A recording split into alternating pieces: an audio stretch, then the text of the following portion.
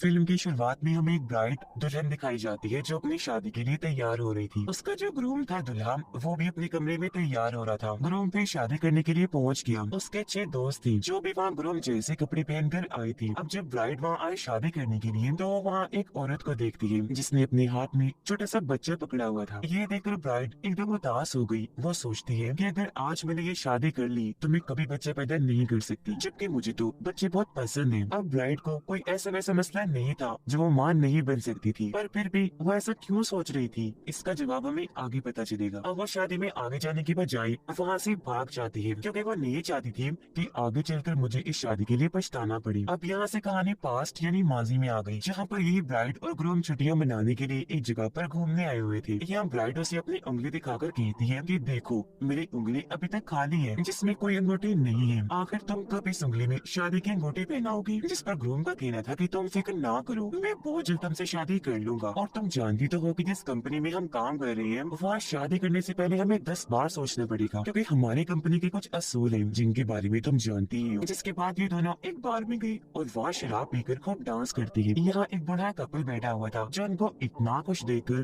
खुद पे काफी खुश हो जाती है। अब बूढ़े कपल में से हस्बैंड कहते हैं कि जब हमारी शादी हुई थी हम भी बिल्कुल इसी तरह खुश और पुरजोश थे। अब ब्राइड और ग्रूम कहते हैं कि अभी हमारी शादी हुई नहीं है, हम तो सिर्फ छुट्टियां मनाने आए हैं ताकि एक साथ वक्त गुजार सके। जिस पर बूढ़ा कपल कहते हैं कि कोई बात नहीं, तुम्हारी भी हो जाएगी शादी, क्योंकि शादी बहुत ही खूबसूरत रिश्ता है। हमारी शादी को 20 साल हो गए हैं। ये 20 साल हमने बहुत अच्छे गुजारे और आज तक हम एक दूसरे से उतना ही प्यार करते हैं। प्रेजेंट टाइम मौजूदा वक्त में ब्राइड अपनी शादी से जब भाग गई थी, जहाँ तभी उसके पास ग्रूम कॉल करता है और कहता है कि प्लीज वापस आ जाओ। ब्राइड जवाब देती है कि नहीं, मैंने अपना ज़हन बना लिया है कि अब मुझे शादी नहीं करनी और मैंने प्लान भी बना लिया है यहाँ से निकलने का। ग्रूम कहते हैं कि तुम अच्छे से जानती हो कि कंपनी वाले तुम्हें इतनी आसानी से जाने नहीं देंगे, वो तुम्हें नुकसान भी पहुंचा सकती है। मुझे तुम्हारी फिक्र हो रही है। ब्राइड गुस्से से जवाब देती है कि तुम्हें मेरी फिक्र करने की कोई जरूरत नहीं है। ओके, मैं अपना ख्याल खुद रखना जानती हूँ। इतना कहकर उसने फोन काट दिया और वो अपने डैड के घर आ जाती है जो जंगल के बीचों बीच था। यहाँ उसके डैड रहा नहीं करती थी, बल्कि अक्सर छुट्टियां मनाने यहाँ आया करती थी। अब ब्राइड अंदर जाकर सभी खिड़कियां दरवाजे अच्छे से बंद कर लेती है और अपने डैड की तस्वीर देखकर उन्हें याद करने लगी और रो रो कर कहती है कि डैड, आप सही कहा करती थी कि मुझे इस लाइन पर चलना ही नहीं चाहिए, क्योंकि ये बहुत गलत है। मुझसे बहुत बड़ी गलती हो गई आपकी बात ना मानकर, जिसका मुझे आज बहुत पछतावा हो रहा है। असल में ब्राइड, ग्रूम और इनके जितने भी दोस्त थे, ये सारे एक खुफिया कंपनी के लिए काम करते थे। जो कंपनी गैंगस्टर्स, खतरनाक लोगों की थी, जिस वजह से सभी लोगों को मारा करती थी, वो भी बेरहमी से, सिर्फ पैसों की लालच में। अब ब्राइड और ग्रूम ने बाद में शादी करने का फैसला किया। अब कंपनी के असूल के मुताबिक ये लोग शादी तो कर सकते हैं, लेकिन इन्हें फिर भी इस कंपनी के लिए ही काम करना पड़ेगा। बस ये शादी कर सकते हैं, इससे ज्यादा और कुछ नहीं। अगर कोई शादी कर भी ले तो वो बच्चा पैदा नहीं कर सकता, लेकिन अगर किसी का बच्चा हो गया तो ये असूल के खिलाफ हो जाएगा और कंपनी की असूल तोड़ने पर सजा मिलेगी। इसलिए ब्राइड इस शादी से भाग गई ताकि वो इन सबसे निकल सके। असल में ये खतरनाक दुनिया थी ही ऐसी जिससे मुश्किल कोई बाहर निकल सकता था। इसी वजह से तो ग्रूम उसे वापस बुला रहा था, पर वो ठान चुकी थी कि मैं कभी वापस नहीं जाऊंगी, चाहे कुछ भी हो जाए। फिर अपना मूड ठीक करने के लिए वो गाना लगाती है और शराब पीकर डांस करने लगी, क्योंकि अब वो अपनी आजाद जिंदगी गुजारना चाहती थी। अब ग्रूम को शक हुआ कि ब्राइड अपने डैड के उसे घर में गई होगी, इसलिए उसने अपने दोस्तों को भी वहाँ भेज दिया जो बाहर आ गई थी, ताकि वो उसके ब्राइड को ला सके। अब ये 6 के 6 दोस्त गाड़ी से उतरे और वहाँ ब्राइड की गाड़ी खड़ी देखकर उन्हें कंफर्म हो गया कि वो यही आई है। अब ग्रूम का सबसे करीबी दोस्त जो उनका बेस्ट मैन था, वो ग्रूम को कॉल करके बताता है कि दोस्त, तुमने सही अंदाजा लगाया था, तुम्हारी ब्राइड यही है जिसे हम जल्दी पकड़ के लाने वाले हैं। ग्रूम कहते हैं कि मैं उससे बहुत प्यार करता हूँ, तो उसे समझाकर आराम से लाना, लड़ाई न करना, ताकि उसे कोई चोट ना पहुँच जाए। पर बेस्ट मैन जानता था कि वो लड़की इतनी स्ट्रॉन्ग ताकतवर है कि वो लड़े बिना नहीं आएगी, इसलिए वो अपने दोस्तों को कहता है कि जल्दी से तलाशी शुरू कर दो, फिर चाहे इसके लिए तुम्हें कुछ भी करना पड़े। अब जब ये सारे मेन दरवाजे पर आए तो इन्हें पता चला कि सभी खिड़कियां और दरवाजे बंद हैं। हालांकि इन्होंने दरवाजे तोड़ने की कोशिश भी की, लेकिन वो नहीं टूटे। इसलिए बेस्टमैन उन्हें अलग अलग करके तलाशी लेने का कहता है कि चारों तरफ से घर को घेर लो और रास्ता मिलने पर अंदर घुस जाओ। अब जब वो लोग रास्ता ढूंढ रहे थे तो ब्राइड के कानों में उनकी आवाज पड़ जाती है, इसलिए वो खिड़की से झांककर देखती है, जहाँ उसे पता चल गया कि ग्रूम ने अपने लोगों को आखिर भेज दिया उसे पकड़ने के लिए। वो नीचे जाने लगी अपना फोन लेने के लिए, पर तभी सामने खिड़की के बाहर वो बेस्टमैन को देखती है जो अंदर घुसने ही वाला था। इसे देखकर वो डर गई, इसलिए वापस अंदर की तरफ भागने लगती है। वो पिछले दरवाजे से भागने की कोशिश करने लगी, लेकिन वहाँ पर भी 2 आदमी मौजूद थे, इसलिए वो फौरन दरवाजा बंद करके अंदर आ गई। बेस्टमैन एक खुले हुए दरवाजे के जरिए अंदर आ चुका था, जो हर जगह उसे ढूंढने लगता है। ब्राइट को अंदाजा हो गया था कि वो लोग घर के अंदर घुस रहे हैं, इसलिए वो किचन में जाकर चाकू उठा लेती है अपनी हिफाजत के लिए और ऊपर वाले फ्लोर पर जाकर वहाँ बने खुफिया कमरे में आ जाती है। वो सब लोग भी अंदर आकर एक जगह इकट्ठी हो गई, जहाँ पर बेस्टमैन सबको कहता है कि हमें ब्राइट को जिंदा पकड़ के अपने साथ ले जाना है, तो तुम इसे बस मार दाड़ करना, लेकिन जान से मत मारना। आज शादी बहुत अच्छे से चल रही थी, लेकिन इसने वहाँ से भागकर बहुत गलत किया। हालांकि वो जानती थी कि हम सभी उस खतरनाक कंपनी के लिए काम कर रहे हैं और उसकी इस हरकत से कंपनी का मालिक बहुत गुस्सा है, जो अब उसे कभी जिंदा नहीं छोड़ेगा, क्योंकि वो जानता है कि ब्राइट कंपनी और हम सब के बारे में बहुत अच्छे से जानती है और अगर इसने पुलिस को जाकर बता दिया तो हम सभी पकड़े जा सकते हैं। अब यहाँ से हमें फिर पास्ट की कहानी दिखाई जाती है, जहाँ पर ब्राइट और ग्रूम को वो बुरा कपल दोबारा मिले थे, जो ब्राइट और ग्रूम को ऑफर करते हैं कि तुम भी हमारी कश्ती में आ जाओ, बहुत मजा आएगा, क्योंकि हम वहाँ बहुत इंजॉय करेंगे। तब ब्राइट और ग्रूम ने उनकी ये ऑफर मानी थी और वो इन्हें अपनी कश्ती में भी ले आए थे। प्रेजेंट टाइम में ब्राइट अपनी खुफिया कमरे में चाकू लिए बैठी थी। काफी देर के बाद वो हल्की सी खिड़की खोलकर बाहर देखती है। जब उसे अंदाजा हुआ कि रास्ता खाली है और आसपास कोई नहीं, तो वो बाहर आकर यहाँ से भागी, फिर अपनी बाइक स्टार्ट करके वहाँ से भागने लगती है। लेकिन तभी अचानक उसके सामने बेस्टमैन का दोस्त आ जाता है और क्योंकि अभी बाइक की स्पीड हल्की थी तो वो उसे धक्का मार देता है, जिससे वो नीचे जाके गिरती है और उसे थोड़ी बहुत चोट भी आ गई। लेकिन फिर भी वो उठी, जहाँ वो आदमी कहता है कि तुम यहाँ से नहीं भाग सकती, जो कहकर वो धीरे धीरे आगे बढ़ने लगा। ब्राइट उसे चाकू दिखाकर धमकाने लगी कि अगर तुम मेरे पास आई तो मैं तुम्हें जान से मार डालूंगी। ब्राइट उस पर हमला करके उसे लड़ने लगी। उसने ब्राइट का गला पकड़ लिया, लेकिन यहाँ वो चालाकी करती है। वो अपने टांगों से उसकी गर्दन जकड़ लेती है और फिर दीवार का सहारा लेकर चाकू से उसकी गर्दन काट देती है। उसका बहुत सारा खून बह गया, जिससे मौके पर ही उसकी मौत हो जाती है। अब जब वो बाइक लेकर फिर से यहाँ से भागने लगी तो अब यहाँ दूसरा आदमी आ जाता है उसे पकड़ने के लिए, इसलिए वो भागकर वापस घर के अंदर आ गई। लेकिन तभी उसे यहाँ दोनों घेर लेते हैं, जिनमें एक का कद लंबा था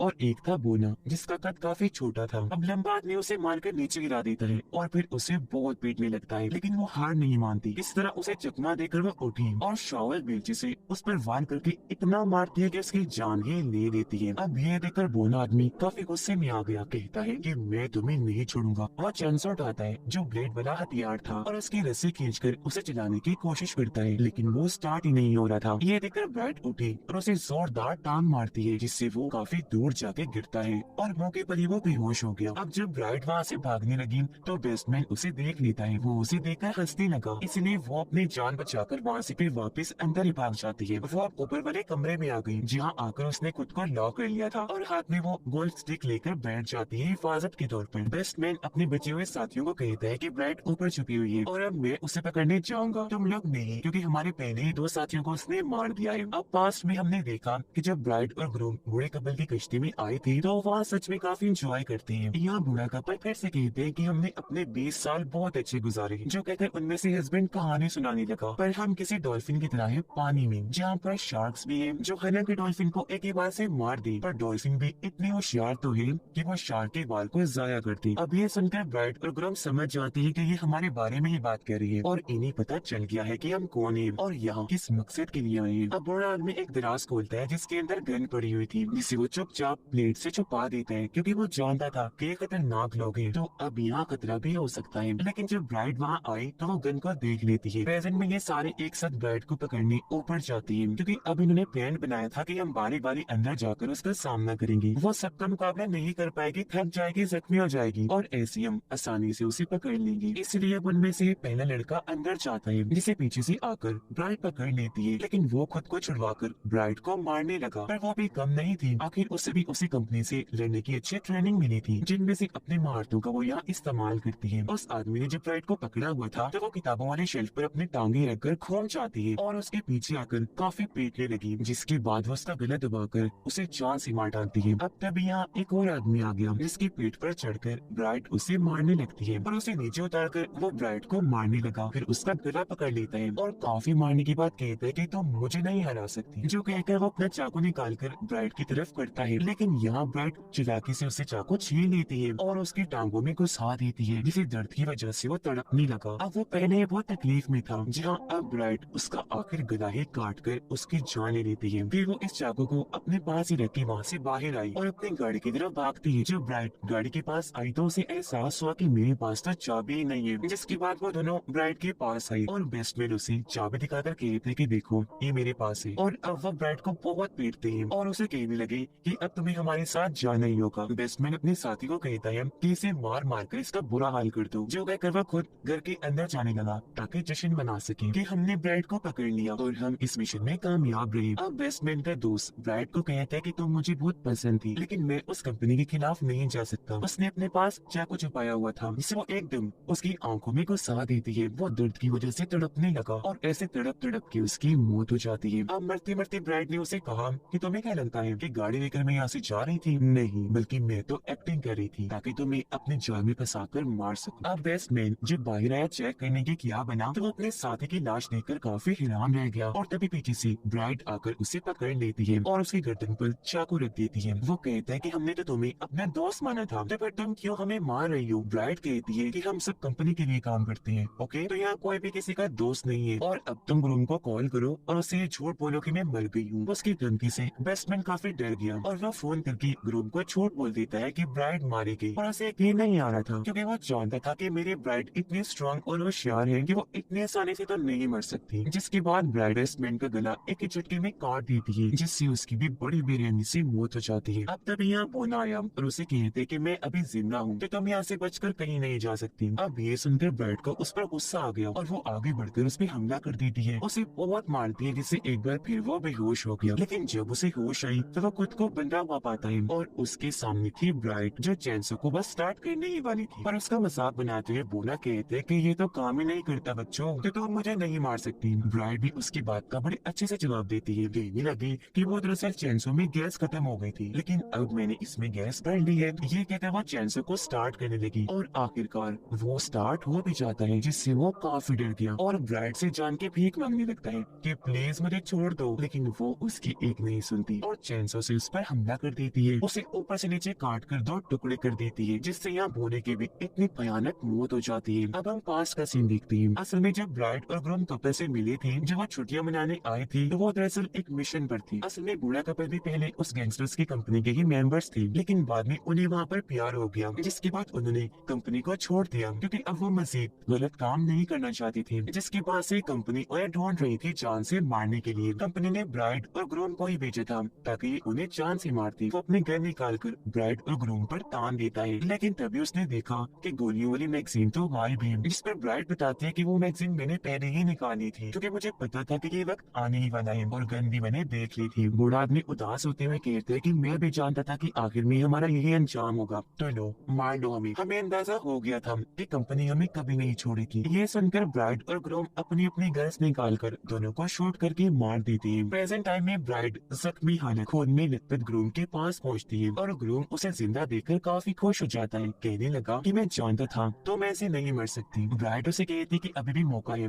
मेरे साथ चलो ताकि हम दोनों इस कंपनी से बहुत दूर चले जाएं। ग्रूम जवाब देते हैं कि कब तक भागेंगे, जहाँ भी चले जाए वो कंपनी हमें ढूंढ कर पकड़ ही लेगी, जिसके बाद हमारा अंजाम सिर्फ मौत होगा। ब्राइड बोली कि तुम भूल गई वो कपल 20 साल तक कंपनी से बचकर रहता रहा और मुझे पता है कि वो वक्त उनके लिए बहुत कुछ गवार रहा होगा। ग्रूम कहते कि जब एक न एक दिन मरना ही है तो फिर ये 20 साल क्यों जाया करे, ऐसे क्यों गुजारे, इसलिए मैं तुम्हारा साथ नहीं दे सकता, लेकिन हाँ तुम्हारे साथ आखिरी बार डांस करना चाहता हूँ। जो कहकर उसने अपना हाथ आगे बढ़ाया। ब्राइड ने भी उसके हाथ में अपना हाथ रख दिया और वो लोग अपना आखिरी डांस करने लगे और अब यहाँ उनमें से किसी एक को मरना था और फिर तभी सच में ग्रूम उस पर हमला कर देता है, जहाँ इन दोनों की लड़ाई होने लगी। पर ब्राइड यहाँ शराब की बोतल नीचे गिराकर तोड़ देती है, फिर उसका कांच का टुकड़ा उठाकर ग्रूम की गर्दन में घुसा देती है, जिससे वहीं पर उसकी दर्दनाक मौत हो गई। जिसके बाद ब्राइड उस वक्त को याद करने लगी कि जब हम छुट्टियां मनाने गई थी तो वहाँ पर हमने शादी का फैसला किया था और हम एक साथ कितने खुश थे, लेकिन आज यहाँ ऐसा वक्त आया कि मुझे अपने हाथ से अपने प्यार को मारना पड़ा। और अब वो उठी